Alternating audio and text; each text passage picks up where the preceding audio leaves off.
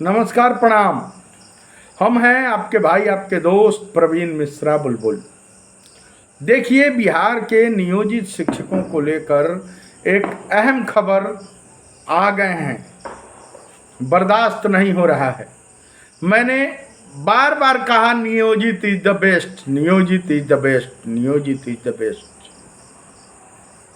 चुनाव आयोग ने आप सभी नियोजित शिक्षकों पर भरोसा जताया है, आपको प्रोजाइडिंग ऑफिसर बनाया है। मैंने पहले ही बोला, कुछ यूट्यूबर बोल रहे थे कि ये दिलवा दिया, वो दिलवा दिया, खोल पर्दा, पर्दा खोल। मैं कुछ बोलना नहीं चाह रहा हूं। चुनावी आचार संहिता है, पूरे बिहार से फोन आ रहा है।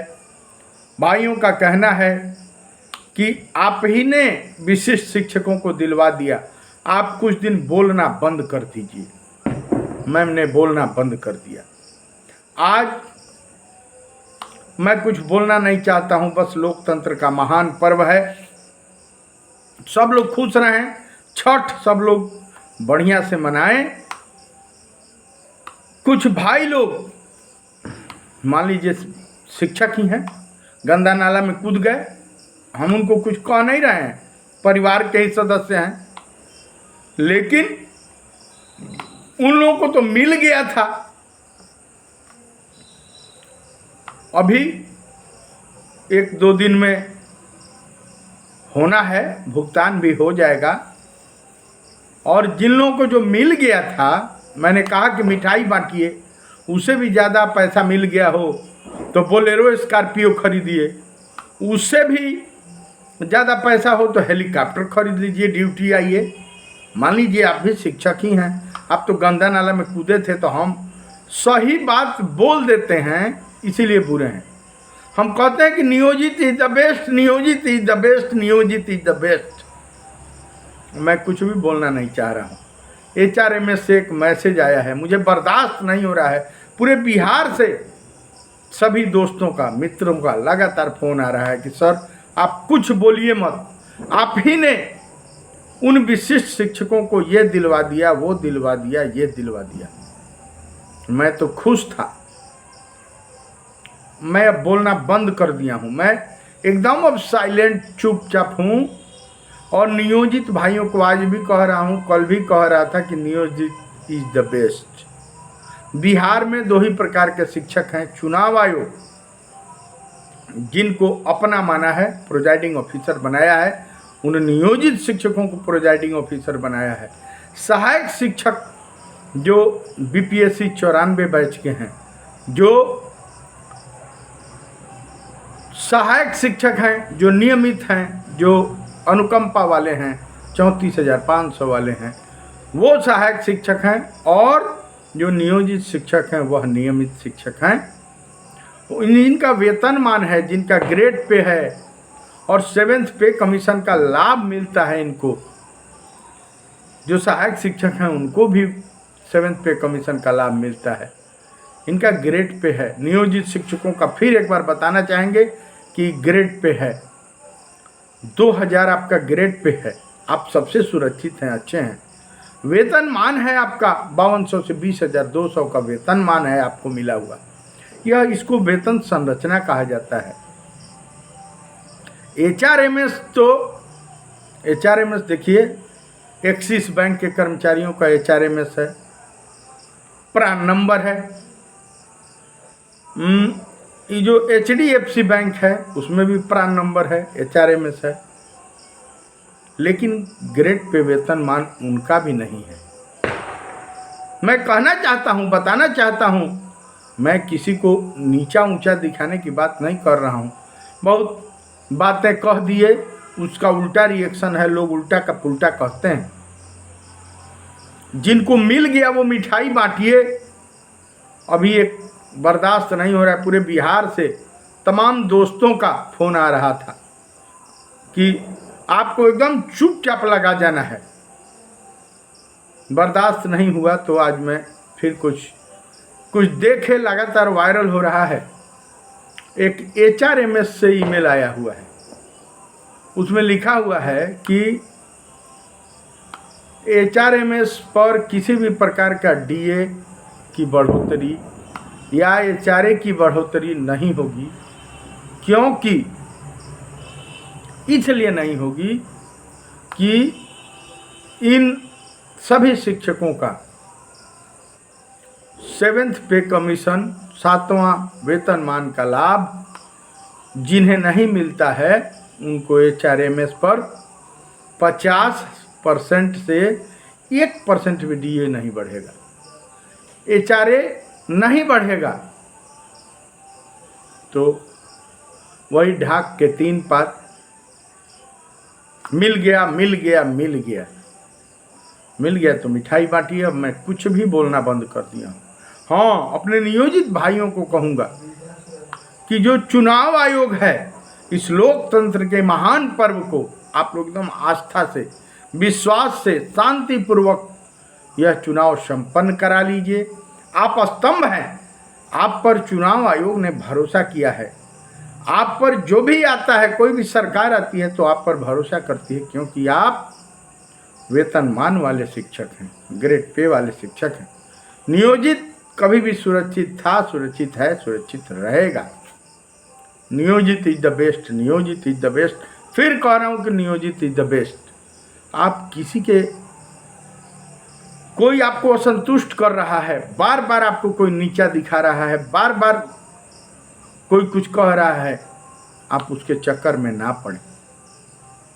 आप जो भी नियोजित भाई हैं, कभी हौसला कम नहीं होना चाहिए, एकदम हौसला बुलंद रहना चाहिए। कोई कुछ भी कहे, मैं पहले भी कहा था कि संविधान जब तक है, भारत के संविधान में पंचायती राज व्यवस्था का जिक्र है, और पंचायती राज व्यवस्था के अंतर्गत जितने भी नियोजित शिक्षक हैं, निकाय के जो शिक्षक हैं, वह भली भांति उस पंचायती राज व्यवस्था के अंतर्गत हैं। एक बार फिर बात कहनी जरूरी है यहाँ कि एक बार जब संविधान की संरचना हुई, संविधान पूरा लिख दिया गया, तो भीमराव अंबेडकर ने ले जाकर और महात्मा गांधी को सुपुर्द किया संविधान। महात्मा गांधी ने देखा तो कुछ रसिया का, कुछ अमेरिका का, कुछ किसी देश का चुरा कर उसमें चीज़ें उसकी लिखी गई थी। भारत की परिस्थिति दूसरी है। महात्मा गांधी ने डॉक्टर राजेंद्र प्रसाद को बुलाया और बुलाकर कहा कि राजेंद्र, यह संविधान ले जाओ, पढ़ो और पढ़कर बताओ कि भारत की 80% आबादी गांव में बसती है, तो यह संविधान ले जाओ और देखो कि इसमें गांव के लिए क्या लिखा हुआ है।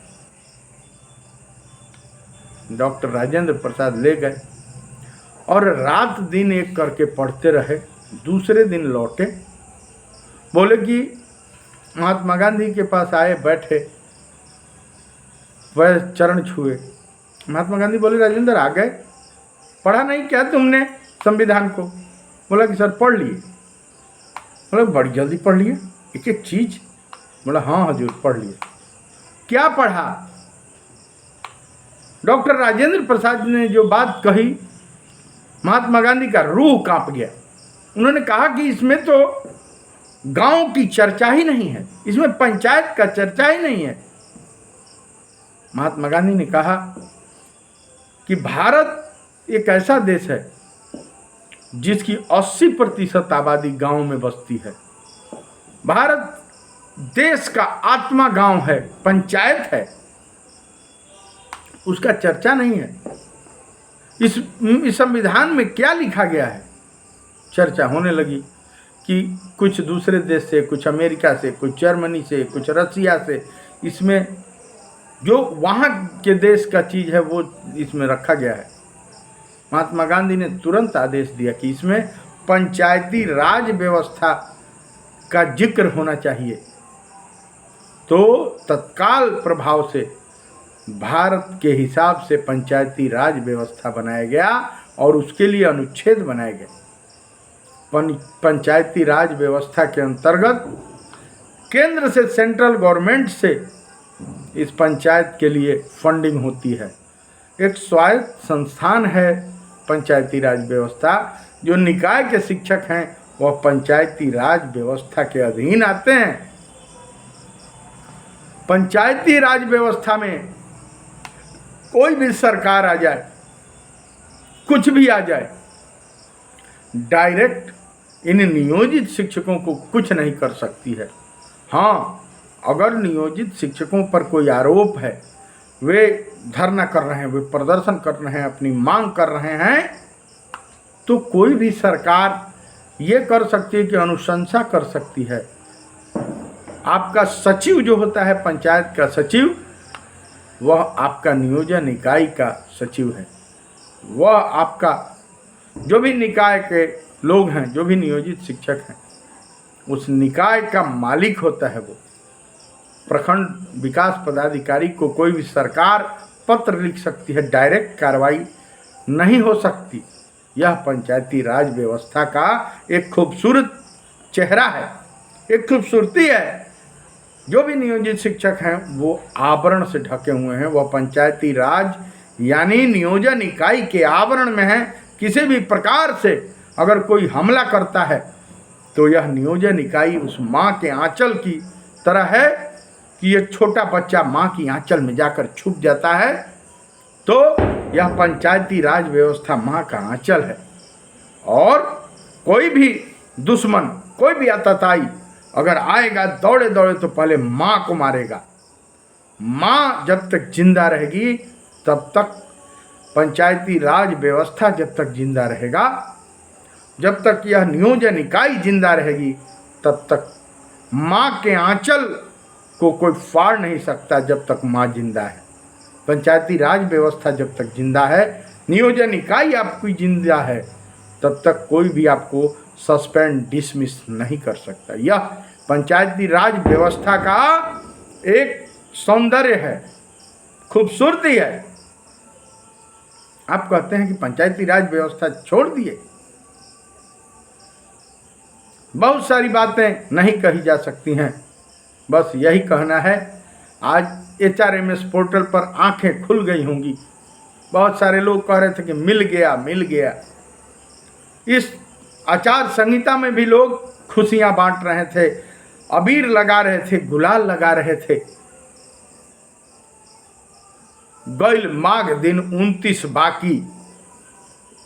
लगातार मैंने कहा मेरी बातें थोड़ी सी बुरी हो सकती हैं, लेकिन जो कह दिया वह प्रकट भई फाड़ के खंभा। जो मैंने कह दिया वह कह दिया, ब्रह्मा का रेखा है। मैंने कल भी कहा था कि दुर्गा मैया के अड़हुल के फूल हैं, भोले बाबा के हाथन के त्रिशूल हैं। अब भला मानो चाहे बुरा, हम परवीन मिश्रा बुलबुल हैं। सच कहना अगर बगावत है, समझो हम भी बागी हैं। बहुत सारी बातें नहीं कह सकते। नियोजित इज द बेस्ट, नियोजित इज द बेस्ट, इतना ही कह सकते हैं। सच बात अगर किसी को कह दीजिएगा ना तो लोगों को बुरी लग जाएगी। लोग गंदा नाला में कूद गए। मैं कुछ नहीं कहना चाहता हूँ। मैं क्यों किसी के लिए लड़ूंगा, क्यों किसी को कुछ बुरा कहूँगा, भला कहूँगा। मेरे कुछ कह देने से किसी को कुछ मिलने लगता है, किसी की कहीं बातें पहुँच जाती हैं। लोग हमको मना कर रहे हैं कि पूरे बिहार से फ़ोन आ रहा है कि सर किसी दूसरे के बारे में मत बोलिए, बस नियोजित के बारे में बोलिए, समझाइए। लोग नियोजित को नीचा दबा रहे हैं। लोग नियोजित शिक्षक को हमेशा दबा के चाह रहे हैं कि इनका पद समाप्त हो गया, ये हो जाएगा, वो हो जाएगा, वो हो जाएगा, ये लोग नई नौकरी में आ जाए। मैं फिर कहना चाहता हूँ कि नियोजित इज द बेस्ट। कितना भी कोई आपको दबाए, कितना भी आपको असंतुष्ट करे, आपको असंतुष्ट नहीं होना है। और जिसको जितना होली मनाना है, जितना गुलाल लगाना है, हुड़दंग करना है आचार संहिता में, कर ले। ज़्यादा कुछ हम कहना नहीं चाहते हैं, लेकिन एक छोटा सा कहानी आपको बहुत बड़ा ज्ञान देगी। एक राजा थे तो नाव को बुलवाए, बाल बहुत बढ़ गया था।